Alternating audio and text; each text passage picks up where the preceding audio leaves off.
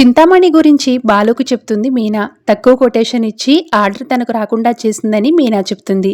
వ్యాపారంలో ఇవన్నీ కామన్ మీనా, చివరికి న్యాయమే గెలుస్తుంది, అలాంటి రోజు నీకు కూడా వస్తుంది అని మీనాకి ధైర్యం చెప్తాడు బాలు. ఇక తెల్లవారి అందరూ కలిసి విల్లాకు వెళ్తారు. విల్లాని చూసి ప్రభావతి నోరెళ్ల పెడుతుంది. అబ్బబ్బా ఎంత బాగుందో అని మురిసిపోతూ ఉంటుంది. వీళ్లేనా ఓనర్స్ అని ప్రభావతి అడుగుతుంది. ఓనర్స్ని చూసి ఇక రవి శృతికి అనుమానం వస్తుంది. వీళ్ళేంటి దొంగకోళ్లు పట్టేలా ఉన్నారు అని అనుకుంటారు రవి శృతి. ఇక మిగిలిన అడ్వాన్స్ అమౌంట్ 25 లక్షలు మనోజ్ దొంగ ఓనర్స్కి ఇస్తాడు. లెక్క పెట్టుకోకుండా తీసుకోవడంతో రవి శృతికి మరింత అనుమానం వస్తుంది. ఇక డాక్యుమెంట్ల మీద మనోజ్ సంతకం చేస్తాడు. అగ్రిమెంట్ పత్రాల్ని మనోజ్ రోహిణికి ఇస్తారు ఆ దొంగ ఓనర్లు.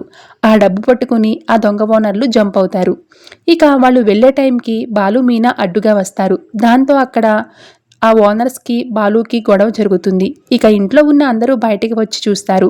బాలు మీనాని కూల్ చేసి ఇంట్లోకి తీసుకుని వస్తారు. వాళ్ళు ఇంటి ఓనర్స్ అయితే క్యాబ్లో ఎందుకు వస్తున్నారు అని బాలుకి అనుమానం వస్తూ ఉంటుంది. అందరం బాగుంటే నీ కళ్ళల్లో డీజిల్ పోసుకుంటావు కదా అని బాలు మీద ప్రభావతి కౌంటర్లు వేస్తుంది. ఇక విల్లా అంతా తిరిగి చూసి ప్రభావతి మురిసిపోతూ ఉంటుంది. కానీ హాల్లో కూర్చుని బాలు మాత్రం ఆలోచిస్తూనే ఉంటాడు.